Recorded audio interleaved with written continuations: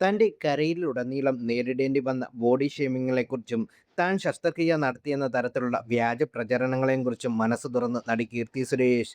താൻ കുറച്ച് തടിയായിരുന്നപ്പോൾ മെലിയാൻ ആവശ്യപ്പെട്ടവർ തന്നെ ഇപ്പോൾ കഠിനാധ്വാനത്തോടെ മെലിഞ്ഞപ്പോൾ പഴയ ലുക്കായിരുന്നു നല്ലതെന്ന് പറയുന്നതിലുള്ള വിരോധാഭാസത്തെക്കുറിച്ച് ശക്തമായി താരം ചോദ്യം ചെയ്യുന്നു. ലോകം എങ്ങനെയാണെന്ന് ചിന്തിക്കുകയാണെന്ന് തനിക്ക് അത്ഭുതം തോന്നിയെന്നും തന്റെ താരം കുറിപ്പിൽ വ്യക്തമാക്കി.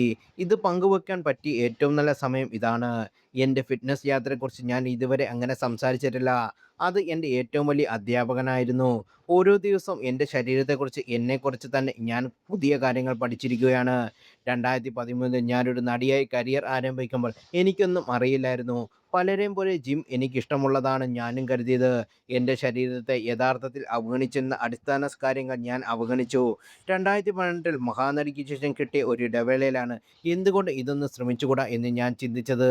അങ്ങനെ ഞാൻ ഉയർന്ന പ്രോട്ടീനും കുറഞ്ഞ കാർബോഹൈഡ്രേറ്റും അടങ്ങിയ ഭക്ഷണത്തിനോടൊപ്പം HIIT കാർഡിയോ വ്യായാമങ്ങൾ ചെയ്യാൻ തുടങ്ങി.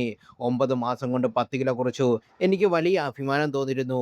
ആളുകൾ എന്നെ ക്ഷീണിച്ചവൾ എന്ന് പരിഹസിക്കുകയും ഞാൻ സർജറികൾ ചെയ്തിട്ടുണ്ടെന്ന് പറയുകയും ചെയ്തു. എൻ്റെ മുഖത്തിൻ്റെ കാര്യത്തിൽ പോലും ഞാൻ എപ്പോഴും സ്വാഭാവികത നിലനിർത്താൻ ആഗ്രഹിച്ച ആളാണ്. അതുകൊണ്ട് തന്നെ ആ വാക്കുകൾ എന്നെ ചെറുതായി വേദനിപ്പിച്ചു.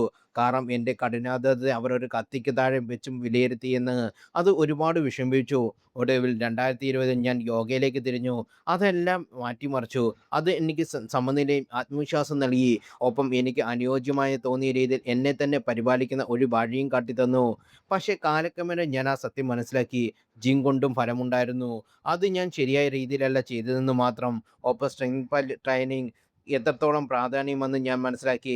ഇപ്പോൾ എൻ്റെ വ്യായാമ മുറകളുടെ പ്രധാന അടിത്തറ സ്ട്രെങ്ത് ട്രെയിനിങ് ആണ്. അതിനോടൊപ്പം yoga, animal flow, cardio, athletics എന്നിവയും ഞാൻ സമന്വയിപ്പിച്ചു എന്ന്. സത്യം പറഞ്ഞാൽ എൻ്റെ ജീവിതത്തിൽ എനിക്ക് ഏറ്റവും മികച്ചതായി തോന്നുന്ന സമയം ഇതാണ്.